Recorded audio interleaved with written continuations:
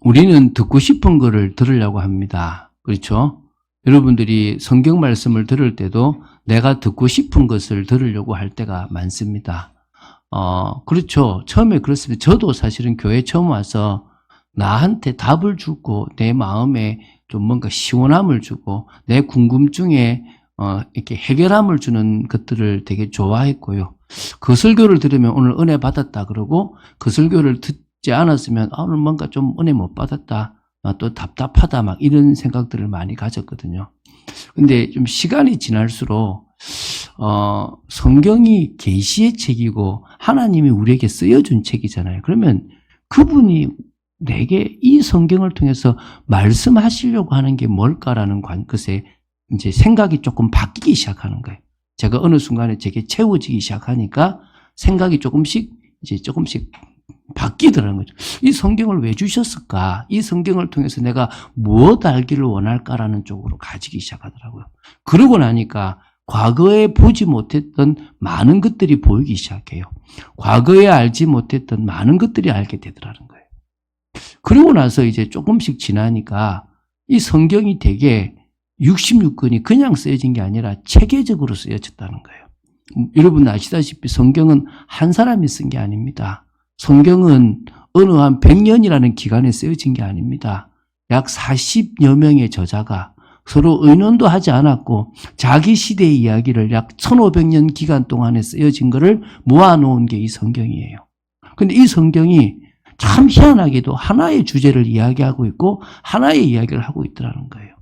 그러다 보니까 이제는 성경에 더 관심을 가지게 되고 성경이 말하는 부분들을 보게 되는 거예요.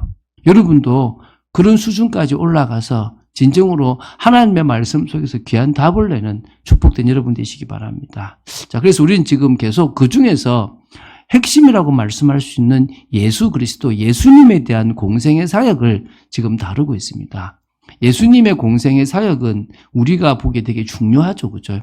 예수님의 공생의 사역은 3년 6개월이라고 우리는 이야기를 합니다. 그 기간 동안에 하셨던 사역들은 되게 우리에게 중요한 의미를 줘요. 첫 번째 보면 이게 3년 6개월의 전체 과정이 어떻게 될 건가 이런 데도 우리가 이해가 필요하겠죠. 전체 이해를 해야 됩니다. 이 공생의 기간. 또 그러다가 또 한 사건을 또 이해해야 돼요. 한 사건. 사실 제가 이번 주에 되게 고민이 많이 되는 거예요. 그러니까 지금 지난 주간에 왜 고민이 많이 되냐면 갑자기 예수님이 이제 지금 하면은 세례받고 시험 받으신 다음에 마태, 마가, 누가는 갑자기 갈릴리 사역이 이제 튀어나와요.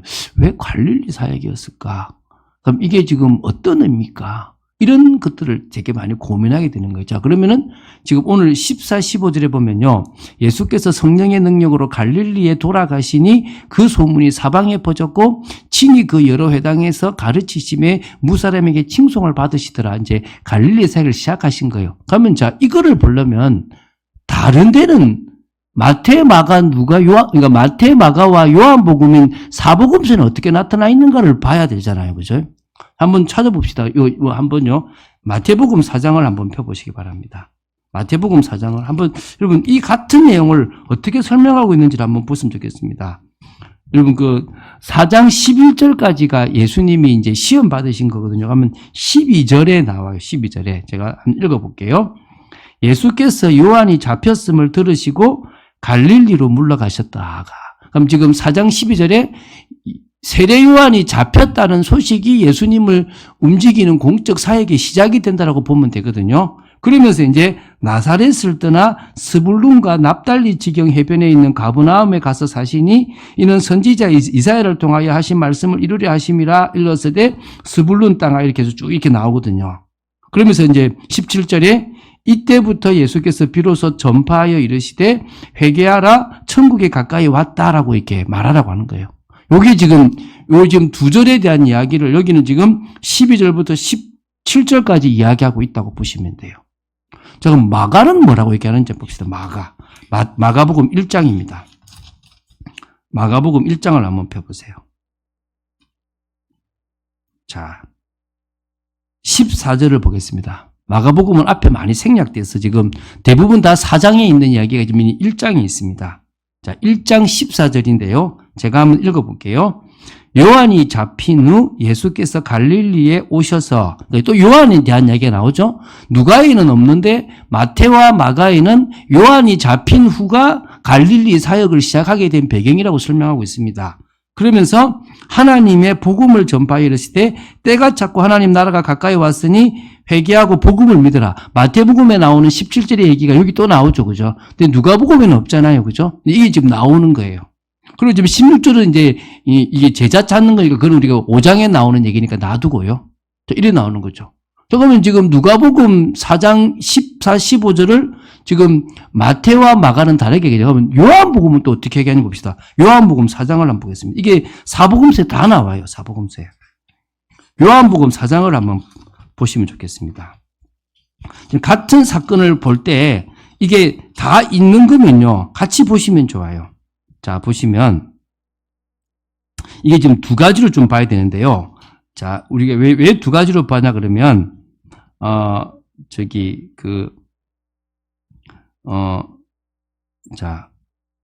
일단 그 앞에 놔두고 뒤를 보겠습니다. 자, 우리 43절, 4장 43절을 보겠습니다. 사실은 요한에 대한 이야기가 조금 나오다가 바로 갈릴리로 가신다고 하는데 그 사이에 사마리아를 들렸다가 간 사건이 나오고요. 사마리아에서 수가성 여인을 만나고 4장 43절에 이틀이 지나서 수가성 여인을 만나고 난 이틀이 지나서 예수께서 거기를 떠나 갈릴리로 가시며 친히 증언하시기를 선지자가 고향에서 높임을 받지 못한다 하시고, 그러면 지금 갈릴리 사역이 지금 이미 시작된 거죠. 그죠? 이해가 되시죠? 그죠?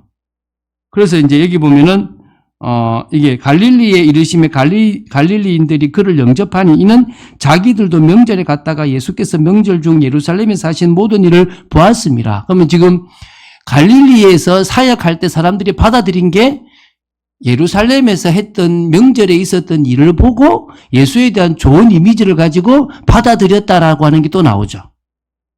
자, 그럼 이제 여기까지 보시고, 자, 제가 뭐 강의를 하는 것도 아니고요. 그럼 이게 무슨 얘기냐면 한 사건, 오병이어의 기적이든 한 사건을 볼 때 마태는 뭐라고 적어놨고 마가는 뭐라고 적어놨고 누가는 뭐라고 적어놨고 요한은 뭐라고 적어놨냐. 또 어떤 사건에 대해서 마태와 마가만 있네. 어떤 사건은 누가만 있네. 어떤 사건은 요한만 있네. 이런 이야기들을 이렇게 쭉 보면 그 한 사건을 조금 더 이렇게 입체적으로 볼 수가 있는 거예요. 그러면 이 사건은 이렇게 진행되었구나 이렇게 봐요. 어떤 건 이렇게 나와요. 여리고성에 들어가실 때 하셨던 일. 또 어떤 똑같은 사건인데 여리고성에서 나갈 때 하시는, 그러면은 틀렸네 성경이.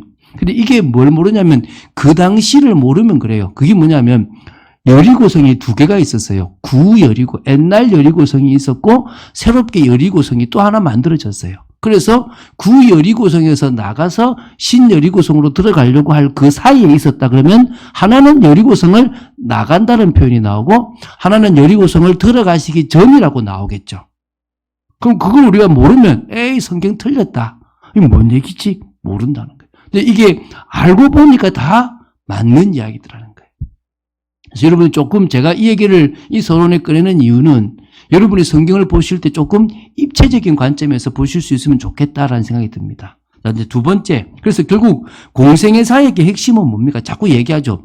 예수가 바로 십자가에 죽고 부활하실 그리스도다. 예수가 바로 사람의 아들이 아닌 하나님의 아들이다. 그래서 그분을 믿으면 우리는 뭡니까? 영생을 받게 된다. 요 일을 위해서 예수님께서 공생의 사역을 하셨고 이 일을 전할 제자들을 세우시는 일이 공생의 사역의 핵심인 겁니다. 그래서 그런 의미에서 우리는 그 관점으로 성경을 보게 되면 지금 우리에게 주시는 음성들도 볼 수가 있는 거죠. 자, 그러면 사복음서는요, 모든 걸 다 기록하지 않았어요. 누가복음도 예수님의 사역 전체를 기록한 게 아니에요. 그러면 누가가 전하고 싶은 핵심을 가지고 전했다는 거예요. 그럼 뺄 거는 뺐고 넣을 거는 넣었다는 거죠. 핵심은 뭐냐면 이 복음이 이방인들에게 전파되기 위해서 하나님이 역사하셨다라고 하는 걸 전하려고 하는 거예요. 그런 부분에서 우리가 조금 여러분 이 누가복음을 조금 볼 수 있으면 좋겠다 생각이 듭니다. 자, 많은 시간이 지났으니까 좀 빨리 지나가도록 하겠습니다. 첫 번째, 예수님의 공적 사역의 시작입니다. 그게 뭐요? 갈릴리 사역이에요. 그러니까 마태와 마가와 누가에서 지금 바로 예수님이 시험 받으신 이후에 나오는 이 사건의 세계 공통점이 뭐냐 그러면 바로 갈릴리 사역이 나와요. 그러면 예수님께서 직접 공적 사역을 시작하셨던 게 뭐란 말이죠? 갈릴리라는 거예요. 그러면 그전엔 사역이 없었나? 있었어요. 한번 보겠습니다. 자, 여러분, 갈릴리 사역 이전에 준비 사역이 있었어요. 그거를 우리는 초기 유대 사역이라고 이야기를 하기도 하는데, 시험을 받으시고 갈릴리 사역을 하기까지 대략 6개월에서 한 1년 정도의 간격이 빈다고 해요. 그냥 일어난 게 아니라 예수님이 시험 받으시고 나서 이기시고 난 이후에 갈릴리 사역을 시작하시기까지 얼마 걸린다고요? 한 1년 정도의 시간이 있었다는 거예요. 이때 있었던 일이 어디 기록되어 있냐 그러면 요한복음 1장 15절부터 4장 42절까지 기록되어 있다고 보시면 돼요. 그래서 어찌 보면은 요한복음은 예수님이 공적인 사역 하시기 이전에 있었던 내용들을 적어 놓은 거예요. 예를 들면 여러분 다른 세 개의 복음서에는 베드로가 가버나움 사람이라고 나와요. 그런데 요한복음에만 뭐도 나오냐면 베세다 사람이라고 나와요. 베세다 사람. 다른 거예요. 그건 무슨 말이냐면 베세다에서 가버나움으로 이사를 중간에 간 거예요. 그렇게 우리는 추정할 수가 있는 거죠. 이런 내용들이 사실 여러분에게는 무슨 목사님 나 관심 없어요. 이럴 수 있을 겁니다. 근데 이거를 왜 그리냐 그러면 첫 번째가 성경은 틀린 책이 아니라는 거예요. 성경은 사실을 기록했다라는 거예요. 그것도 그 기록에서 하나하나 모든 것들이 다 우리에게 주시는 메시지가 있다는 거예요. 그래서 어찌 보면은 초기에 제자들을 만나고 제자들에게 말씀하시고 가나의 혼인잔치에서 포도주를 만드시고 니고데모와 만나고 사마리아에 있는 수가성 여인에게 복음을 전한 이런 모든 이야기들이 그러니까 어떤 하나님이 답을 주신 이 모든 일들이 갈릴리 사역 이전에 있었던 사역이라고 보시면 돼요. 그런데 이때를 갖다가 뭐냐면 공적 사역이라고 하지 않는 이유가 요한복음 2장 4절에 마리아가 예수님 포도주가 모자라요. 그러니까 예수님 뭐라 하죠? 아직 내 때가 이르지 아니했다라고 얘기해요. 그러니까 이거는 아직까지 뭐요? 준비 기간이에요. 그러면 왜 아직 내 때가 이르지 않았냐 하면 마태와 마가에 보면은 요한이 뭐였죠? 잡혀야 돼요. 요한이 잡히기 전에는 예수님이 뭐죠? 준비 사역을 하셨다라고 보시면 되는 거예요. 그래서 마태와 마가에서는 요한이 잡힌 이후에 갈릴리로 가셨다라고 나오잖아요. 그러니까 결국은 예수님께서도 철저히 뭐를 기다리신 거죠? 당신이 활동하실 때를 기다렸는데 제대로 선포하시려고 하니까 그 때를 누구로 본 겁니까? 세례 요한이라는 사람이 쇠하고 당신이 나서야 될 때를 보시니까 그분이 잡히신 때를 뭐로 잡은 겁니까? 당신이 공적 사역을 시작할 때로 보신 거란 거예요. 이해가 되시죠? 그죠? 그래서 이 사역이 1년 정도의 시간을 이렇게 기다렸다고 보시면 돼요. 그런데 그럼 왜 갈릴리냐? 두 번째죠. 갈릴리 사역의 배경이 되는 예언이 나와요. 그게 이사야 9장 1절 2절에 나오거든요. 예수님의 사역은 사실 대부분 갈릴리에서 벌어져요. 갈릴리에서 많은 기적을 행하시고 많은 말씀을 갈릴리에서 하셨어요. 여러분 저하고 같이 성지순례 한번 가야죠. 제가 이제 앞으로 한 5년 안에는 성지순례 갈 팀을 만들 겁니다. 그러면은 한 3년 정도 우리가 돈을 좀 모아서 이제 가려고 해요. 그래서 가면 최소한 앞으로 10년 뒤에는 뭐냐 우리가 이제 성지순례 갈 준비를 성지순례 가려면 최소한 한 사람당 한 350에서 400만 원 정도는 있어야 돼요. 우리는 가능하면 이스라엘 정도로 길게 안 가고 한 주 정도만 딱 갔다 오려고 생각하는데 그곳에 가면 갈릴리를 꼭 가봐야 되잖아요.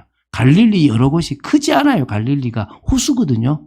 그 호수에 이쪽 저쪽 여러 곳을 왔다 갔다 하셨다는데 가보면요. 느낌이 되게 와요. 아, 이곳에서 이 말씀을 하셨구나. 아, 이런 데서 예수님이 산상서운을 말씀하셨구나. 이런 느낌이 오거든요. 꼭 한번 가보실 수 있으면 좋을 것 같아요.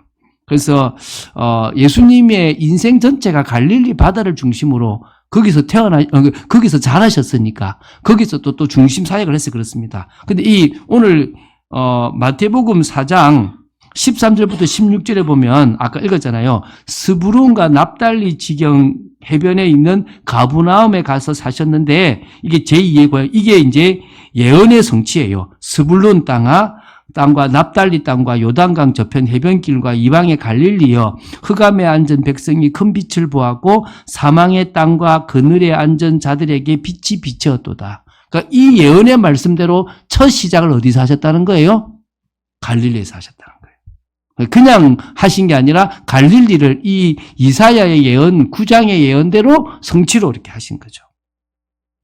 그리고 이제 세 번째입니다. 이제 갈릴리 사역에서 중요한 것은 공적 사역의 선포예요.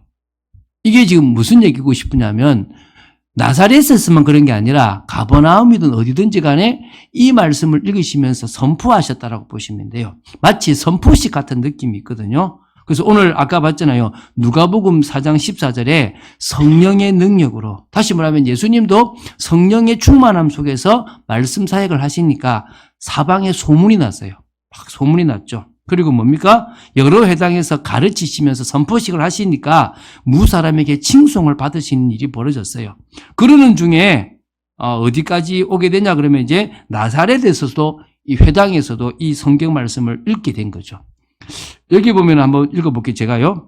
16절에 예수께서 그 자라나신 곳 나사렛에 이르사 안식일에 늘 하시던 대로 회당에 들어가사, 예수님은 늘 안식일 지키셨죠. 성경을 읽으려고 서심해.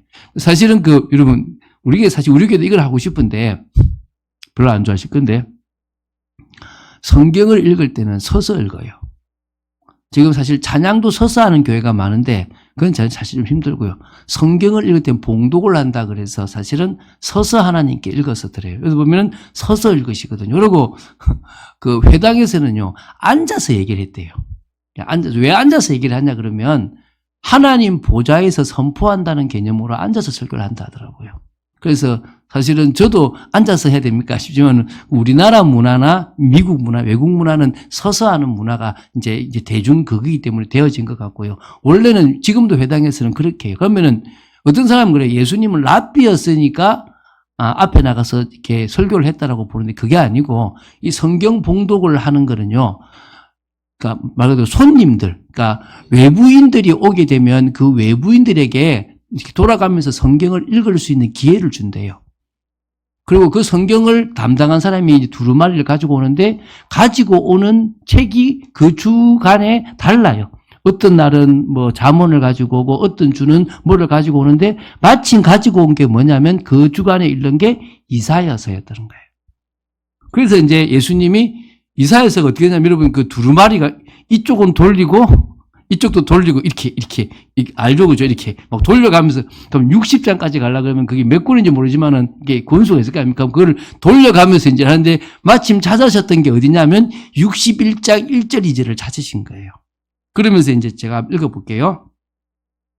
자, 그래서, 여기 보면 이렇게 나오잖아요. 선지자 이사야의 글을 드린다는 거예요. 그러니까 그 성경을 맡은 그 담당자가 이사야서를 준 거죠. 그래서 이걸 책을 펴서 이렇게 기록된 데를 찾으시니 곧 주의 성령이 내게 임하셨으니 이는 가난한 자에게 복음을 전하게 하시려고 내게 기름을 부으시고 나를 보내사 포로된 자에게 자유를, 눈먼 자에게 다시 보게 함을 전파하며 눌린 자를 자유롭게 하고 주의 은혜의 해를 전파하게 하려 하심이라 하였더라.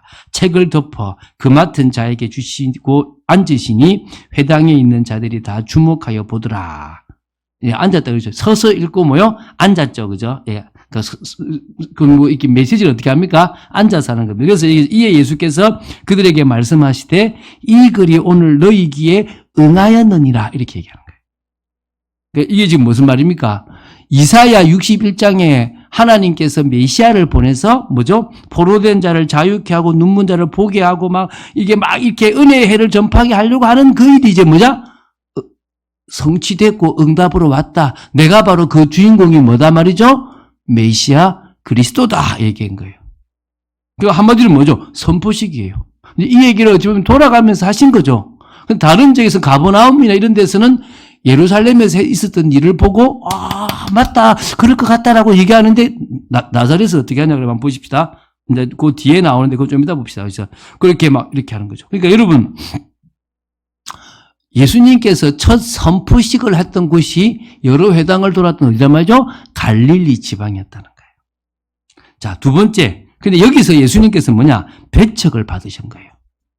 배척 받으신 얘기 나오죠. 자, 제가 읽어볼게요. 오늘 이 글이 오늘 너희에게 응하였다. 오늘 너희들이 성취된 걸 봤다. 이제 천국에 가까이 왔다. 회개하라. 이제 이 말이죠. 한마디로 말이죠. 그죠? 그러니까 그들이 다 그를 증언하고 그 입으로 나오는 바 은혜의 말을 놀랍게 여기는데, 분명히 말은 은혜의 말인데, 저 사람이 누구지? 뭐라 그럽니까? 이 사람이 요셉의 아들이 아니냐? 이렇게 나와요. 야, 요셉의 아들이잖아! 이렇게 나와요. 사실 예수님이 나사렛에 2번 가세요. 2번 다 핍박을 받으세요. 2번 다 결혼을 하는데 뒤에는 아예 더 무시해요. 야, 저 마리아 아들 아니야? 더 무시를 당하시거든요. 그러니까 무시를 받으신 거예요.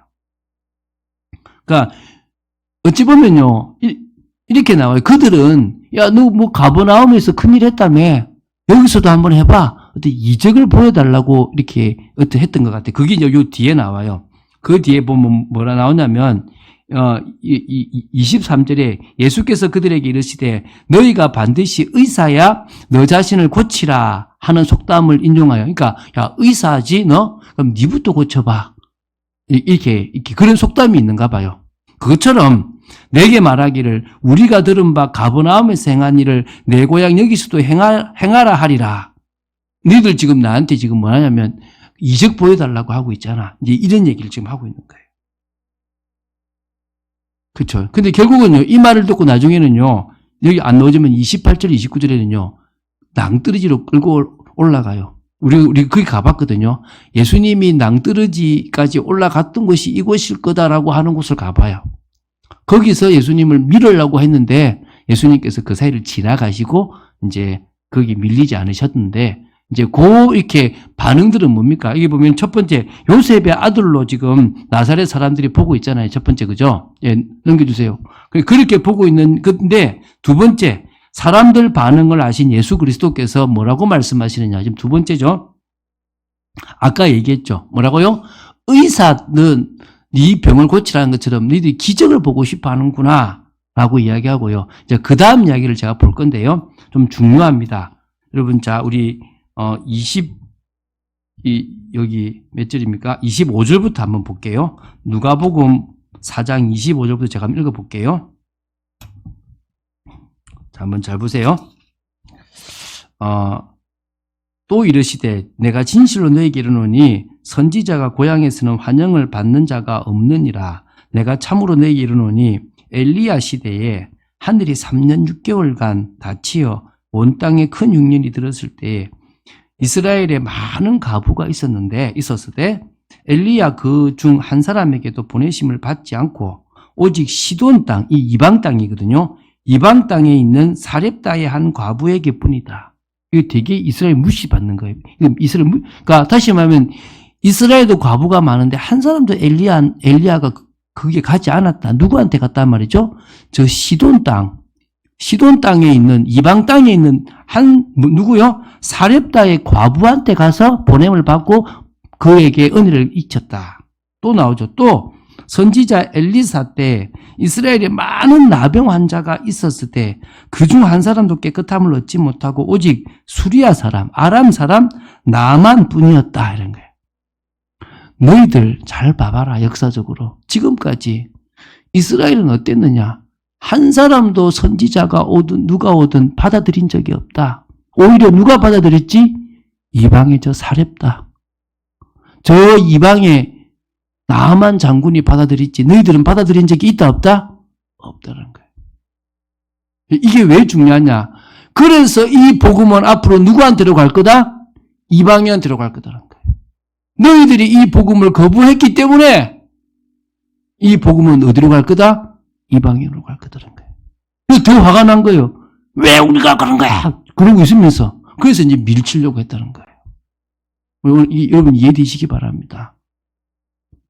되게 막 많은 얘기를 하니까 어렵죠.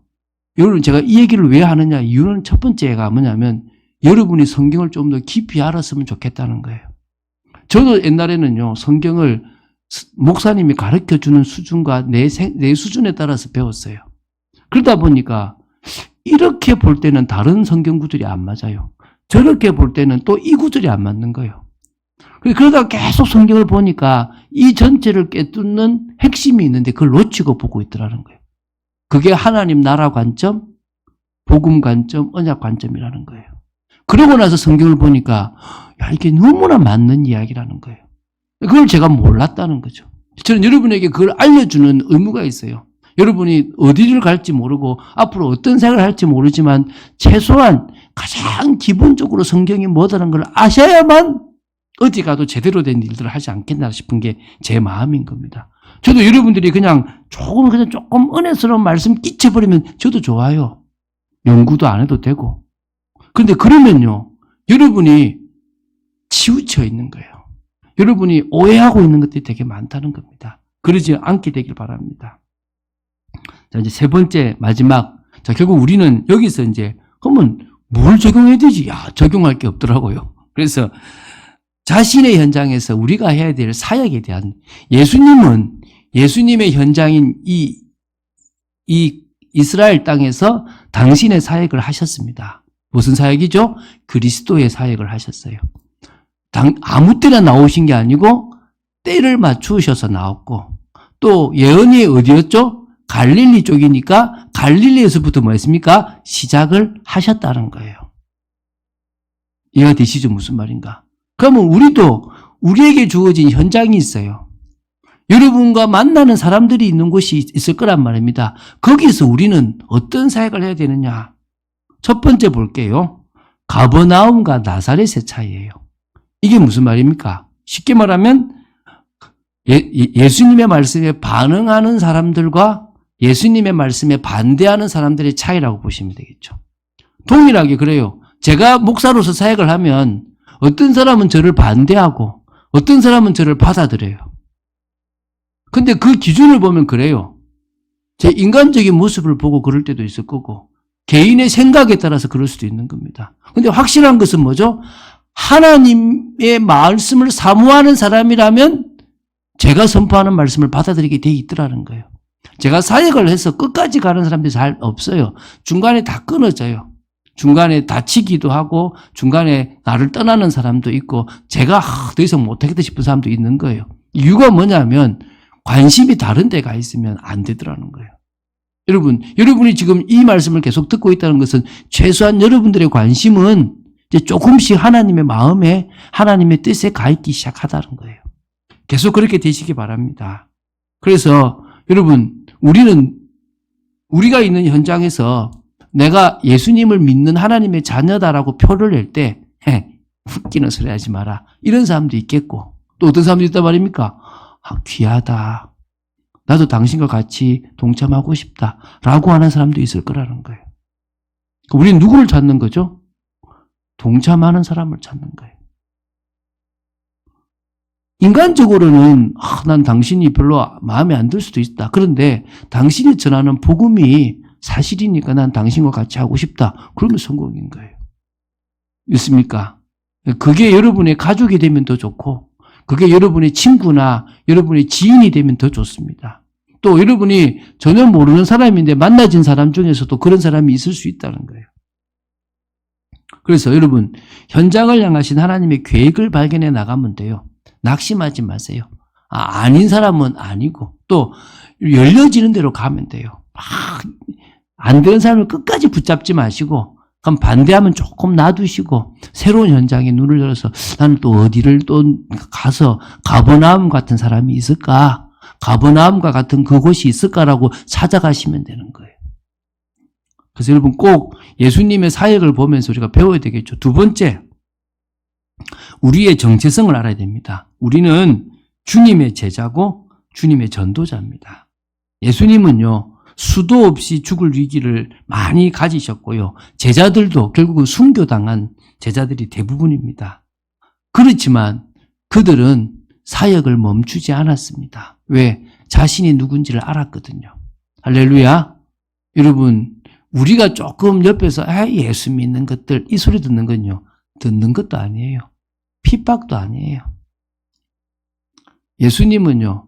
얼마나 많은 조롱을 받으셨고 우리나라에 초기에 기독교가 들어왔을 때도 얼마나 예수 믿는 게 힘들었는지 아십니까? 저도 어릴 때 교회 다닐 때요, 이 호루 자식 소리 되게 많이 들었어요. 너는, 애비, 애미도 없냐? 어떻게 너는, 부모를, 조상을 안 섬기고, 제사도 안 지내고, 너는, 니 혼자 나왔냐? 막 이렇게. 뭔 말인지 이해가 안 되는 그게 아닌데, 그렇잖아요. 그런 핍박도 얼마나 많이 받았는지 몰라요. 막 맞기도 하고. 그런 부분들에 대해서 사실은, 그것이 저한테 오히려 더 하나님 앞에서는 동기가 되었던 게 저는 참 감사했거든요. 여러분, 명심하십시오. 뱀같이 지혜로울 필요가 있고요. 비둘기같이 순결할 필요가 있습니다. 저는 보수 기독교인들이 되게 좀 지혜가 없다고 생각이 들어요. 조금 더 지혜롭게 우리가 가지고 있는 이 복음의 메시지와 또 이 시대를 보는 눈이 필요한데 이거를 좀 잘못 그냥 막 하고 있는 경우들, 특히 동성애들을 대할 때 우리의 자세나 모습들이 좀 더 뱀같이 지혜롭고 비둘기같이 순결하다면 그들을 진짜 도울 수 있는 부분들이 되지 않겠나 생각이 좀 듭니다. 여러분들 그런 제자로서 전도자로서 축복 누리게 되기를 바랍니다. 세 번째, 여러분 우리의 걸음은요 언약 성취의 걸음입니다. 제가 집사님한테 그런 얘기 했습니다. 여러분이 힘들어하는 성도 옆에만 있어도, 힘들어하는 사람 옆에만 있어도 그 사람 힘없습니다. 할렐루야. 그게 여러분의 정체성이고 여러분의 걸음입니다. 여러분은 평안의 복음에 예비한 신발을 가지고 있어요. 여러분 오늘 여기에 와 있는 여러분들은 저 때문에 평안할 겁니다. 믿습니까? 오늘 그거 믿으세요. 여러분이 그 사람한테 꼭 복음의 답을 주지 않는다고 하더라도 그냥 그 사람하고 같이 있는 것만으로도 흑암이 무너질 줄로 믿습니다. 여러분이 그 사람을 위해서 기도만 하는 걸로도 그 사람은 오늘도 하나님의 힘이 날 수도 있습니다. 믿습니까? 여러분이 어디 가든지 간에 나는 뭐 아무것도 할 수 없고 내가 뭐 전도자야 이러지 말고, 그래 나는 지금은 내가 아무것도 할 수 없지만 나는 기도한다. 나는 내가 이곳에 있는 것만으로 나는 귀하다. 여러분 우리 교회는 작은 교회입니다. 적은 수의 교회가 모이고 우리는 어찌 보면은요 재정난도 허덕허덕 될 수 있는 교회입니다. 그러나 우리는 뭐합니까? 믿음으로 나아갑니다. 우리는 우리의 걸음이 우리가 이 지역에 있는 것만으로도 하나님이 이 땅에 귀한 일들을 진행하실 거라고 믿습니다. 언약을 성취하실 거라고 믿습니다. 여러분 영혼을 가슴에 품고 인도받게 되기 바랍니다. 그래서 자 오늘 제가 드리는 말씀 중에서 좀 기억할 게, 성경을 보실 때 특히 공생의 사역 예수님 보실 때 어떤 사건이 있으면 이 사건이 다른 복음서에서는 기록되어 있는가 없는가, 그럼 기록되어 있다면 거기는 어떻게 기록되어 있는가를 봐야만 좀 더 어떻게 볼 수 있단 말이죠. 입체적으로 제대로 그것을 구상할 수 있어요. 그걸 꼭 명심하시고요. 이제 두 번째는 여러분들이 특히 이 갈릴리 사역이 예수님에게 있어서는 뭐와 똑같다? 선포식과 같은 중요한 시간이었다라고 생각하시고, 오히려 우리도 뭡니까? 우리가 있는 현장에서 선포하시고 또 내가 빛이라는 사실을 기억하셔야 될 줄 믿습니다. 그래서 결론적으로 성령의 능력으로라고 얘기 나오죠. 누가복음 4장 14절에 예수께서 성령의 능력으로 갈릴리에 돌아가시니, 성령의 능력이 여러분에 있을 줄 믿습니다. 우리가 우리 힘으로는 할 수 없어요. 제가 97년도 말인가 8년도에 그때 대학생이잖아요. 그때 제 나이가 25인데 25인데 저보고 이제 대학생을 팀사에 가라는 거예요. 그런데 나도 대학생인데 신학교도 안 가고 대학생인데 뭘 도와주라지. 그런데 같이 하룻밤을 보내면서 그 사람하고 도와주래요. 저 누구를 만났는데, 대학생을 만났는데 캄캄하더라고요. 희한하죠. 진짜 기도가 되는 거예요. 하나님처럼 아무것도 할 수 없습니다. 근데 희한하죠. 대화를 몇 마디만 해보는 데 있잖아요. 이 사람하고 나하고 같은 공통점이 있더라고요. 제가 제 얘기를 몇 가지 했는데 이 사람 그러니까 이렇게 나를 쳐다보는 게 달라지더라고요. 이게 성령의 역사구나. 내가 이 사람에게 오늘 답을 줘야 될 시간인데 마침 딱 맞게끔 주시는구나. 내가 할 수 있다고 생각됐을 때는 오히려 안 되는데 할 수 없다 생각되고 주님을 바라보니까 훨씬 더 그 사람에게 줄 메시지들이 나오더라는 겁니다. 여러분도 그런 축복을 누리게 되기를. 그래서 그런 응답 속에서 여러분의 걸음걸음이 복된 걸음, 하나님의 은혜와 능력이 있는 걸음 되시기를 주 예수 그리스도의 이름 축원드립니다. 주는 그리스도시요 살아계신 하나님의 아들이심을 고백합니다. 오늘도 누가복음에서 갈릴리에서 시작했던 이 부분들을 우리가 보며 마태복음도 보고 마가복음도 보고 요한복음까지 봤습니다. 여러 내용들을 통하여 예수님께서 하시고자 하는 부분들을 또 하셨던 일들을 우리가 이해하려고 하고 있습니다. 지혜와 명철을 주시고 은혜를 내려주시기를 간절히 소원합니다. 주님의 뜻과 통하는 저희들 되게 하시고 믿음을 고백하는 저희들 되도록 지켜주시고 또 우리가 어디에 있든지 우리가 현장의 전도자요 제자라는 사실을 잊지 않고 응답받는 저희들 되도록 지켜주시옵소서. 주 예수 그리스도 이름으로 기도드립니다. 아멘.